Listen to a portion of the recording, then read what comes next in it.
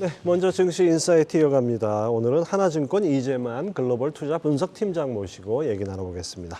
어서 오십시오. 안녕하십니까. 자, 미국 시장 보면은 최근에 이 장단기 금리 차가 많이 벌어지고 있습니다. 네. 그 역전된 상태에서 많이 벌어졌는데 이것이 금리 역전되는 것을 경기 침체의 선행 지표다. 뭐 이렇게 보통 얘기하지 않습니까? 실제로 미국 장단기 금리 어떻게 움직였습니까? 아무래도 이제 미국의 장단기 금리 차가 최근에 1979년 이후에 가장 낮은 수치까지 떨어져 있는 상황입니다. 마이너스권이라 함의 의미가 이제 역전 현상을 나타낸다라는 의미로 해석을 하시면 될 것 같고요. 미국의 장단기 금리 차가 역전 현상이 나타나기 시작을 했고 그 나타난 이후에 대략적으로 평균적으로는 한 14개월 후에 미국의 경기는 침체를 했었던 경험을 갖고 있습니다.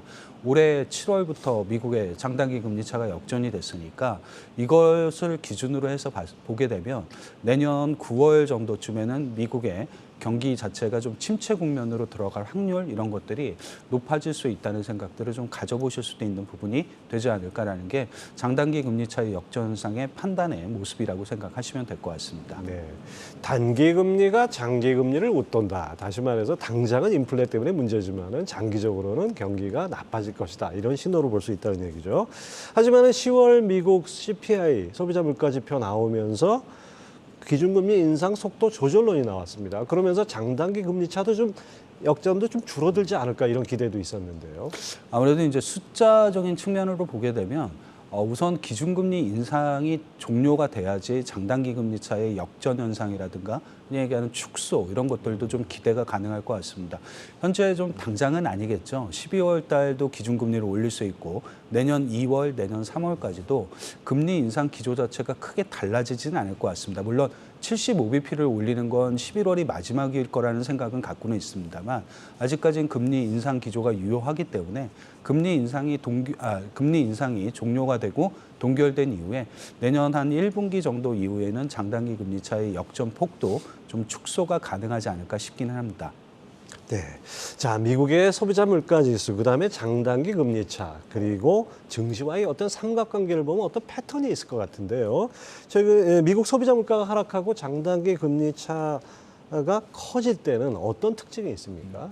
이 국면 자체를 굉장히 좋게 해석하기는 좀 어렵습니다. 왜 그러냐면 일반적으로 단기 금리가 장기 금리보다 먼저 떨어진다는 거 의미 자체가 물가 압력의 둔화 이런 걸로도 인식이 가능하지만 수요가 좀 약화될 거라는 생각도 여기엔 좀 포함이 되기 마련입니다. 그러다 보니까 장단기 금리 차가 역전이 돼서 조금 반등을 하거나 상승의 초기 국면의 특징은 실제로 보게 되면 성장주나 가치주 이런 쪽들의 어떤 특정한 무게감이 있다라기보다는 우리가 흔히 알고 있는 하이 퀄러티 지수라고 불리우는 약간 이제 흔히 얘기하는 ROE도 높고 영업이익률도 높고 시장 지배력도 높은 대형주 위주의 시장이 된다는 좀 특징을 갖고는 있습니다.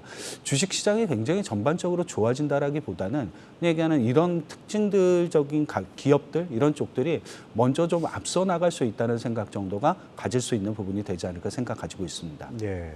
자, 그렇다면 이제 앞으로 벌어질 상황을 좀 예상을 해볼 필요가 있는데요. 미국의 소비자 물가가 하락하고 장단기 금리 차가 상승할 때, 이럴 때 주가 수익률이나 상승 확률이 상대적으로 높았던 이런 업종이 있을까요? 우선 뭐 미국과 한국의 좀 공통점은 이제 반도체라든가 소프트웨어라든가 이런 약간 테크 관련된 주식들이 실제로 성과는 좋기는 했습니다. 수익률 측면으로만 보게 되면. 근데 문제가 뭐냐면 상승 확률이 그닥 높지 않다는 좀 단점을 갖고는 있습니다. 네. 그래서 좀 안정적으로 상승 확률도 높고 수익률도 우리가 알고 있는 벤치마크보다 높다는 의미로 해석을 하려면 S&P 500 지수 같은 경우는 이제 제약바이오라든가 헬스케어 장비 기업들이라든가 아니면 원자재 기업들, 자본재 기업들, 은행업종 이런 쪽들이 상당히 좀 괜찮았던 모습을 갖고 있고요. 한국 주식시장도 좀 비슷했던 패턴을 갖고는 있습니다. 그러니까 은행업종이라든가 건설업종이라든가 화학업종이라든가 이런 쪽들이 상대적으로 조금 성과도 좋기는 했습니다만 흔히 얘기하는 상승 확률도 높았다는 특징을 좀 갖고 있으니까 한 번쯤 약간 기계적으로 접근하는 관점에서 좀 생각을 해보시면 이런 업종들도 상대적으로 좀 유효할 거다라는 생각도 해보실 수 있는 부분이 될 것 같습니다. 네, 미국의 이런 변화에 우리 증시도 그렇게 반응했다는 말씀이죠. 네. 그런 뭐 은행 건설 요 정도로 우리가 주목을 해서 봐야 될까요? 네, 아무래도 좀 은행이나 건설 같은 경우가 대체적으로 좀 장단기 금리 차가 반등을 하게 되면 상승 확률 가장 높게 움직인다는 특성을 좀 한국 증시에서 갖고 있었던 과거 경험의 특징이라고 보시면 될 것 같습니다. 자, 우선 장단기 금리 차가 상승 반전하는 초기 3개월 동안에는 미국과 국내 증시에서 금융 섹터 주가가 상대적으로 강세를 보였어요. 이건 아무래도 순이자 마진이 커진다. 그러니까 은행의 예대 금리 차가 커진다. 뭐 이렇게 봐야 되겠죠? 예, 아주 쉽게 해석하실 수 있는 방법일 것 같습니다. 아무래도 은행 자체의 주가는 여러 가지 다른 모멘텀에 의해서 움직일 수도 있겠습니다만 이익이라는 부분을 결정적으로 영향을 주는 부분은 결국 순이자 마진이라든가 대출 금리의 상승이라든가 이런 부분들도 직접적으로 연결이 되기 마련입니다. 이거는 꼭 한국 증시의 은행주만 그렇다가 아니라 글로벌 전체적으로 비슷한 영향을 좀 갖고 있기 때문에 공통적인 특징이라고 보시면 될 것 같습니다. 네. 하지만 문제는 시장의 예상치를 하회하는 이 소비자 물가가 10월에 이어서 11월에도 나와줄까? 이게 문제 아니겠습니까? 미국 물가가 정점을 찍었다고 볼 수 있을까요? 아무래도 이제 물가를 움직이는 다양한 변수들 중에서 우선 제일 중요한 건 방향성을 보실 땐 항상 국제유가를 많이 보시게 되죠. 근데 국제유가가 이미 어느 정도는 정점을 찍고 내려와 있는 상황이기도 합니다. 절대 수준뿐만 아니라 전년 동월 대비 변화율이라고 불리우는 YOY 변화율도 WTI, 예를 들면 서부 텍사스산 중진류를 기준으로 했어도 120불을 넘지 않으면 이 YOY 변화율 자체가 더 높아지긴 어려울 것 같습니다. 물가가 좀 정점을 찍었다라고 생각하는 이유는 먼저 유가에 얘기하는 상승, 탄력 이런 것들이 둔화됐기 때문이라고 보시면 될 것 같고요. 두 번째로는 미국의 물가를 좌우하는 또 중요한 변수 중에 하나가 쉘터 비용이라는 주택 가격도 굉장히 중요한 영향을 좀 미치게 됩니다. 근데 최근에 미국도 모기지 금리라든가 이런 것들이 급등해 버리는 바람에 실제로 보게 되면 주택 시장의 체감 지수는 굉장히 냉각 상태로 들어가 있는 상황이고요. 그리고 주택 가격 지수도 2개월 연속 최근에 마이너스 하락세를 좀 보이고 있습니다. 물가가 정점을 찍었냐에 대한 생각은 어느 정도 정점을 찍고 하락 전환을 할 거라는 생각은 기존에 보여줬던 모습과 향후에 보여줄 모습이 그닥 차이 없이 흘러가지 않을까라는 생각 가지고 있습니다. 유가와 아주 밀접한 그런 연관이 있다 볼 수 있겠네요. 근데 사실 물가가 안정된다고 해도 소비자 물가 지수 하락이라는 것이 뒤집어 보면 어떻게 보면 그 수요 약화, 그러니까 성장 모멘텀이 좀 사그라드는 뭐 이런 걸 볼 수 있지 않을까요? 그 부분은 어떻게 보십니까? 아무래도 이제 그게 과거의 일반적인 형태이기도 했었습니다. 그리고 근본 같은 경우는 워낙에 물가 상승률이 높았기 때문에 물가만 좀 떨어지면 주가가 반등할 수 있을 거다라는 생각, 이런 것들을 강하게 가지고는 있었습니다. 그러나 물가가 이제 추세적으로 하락하기 시작을 하게 되면 그 삼각 자체가 계속 유효하다라고 보긴 좀 어려울 것 같습니다.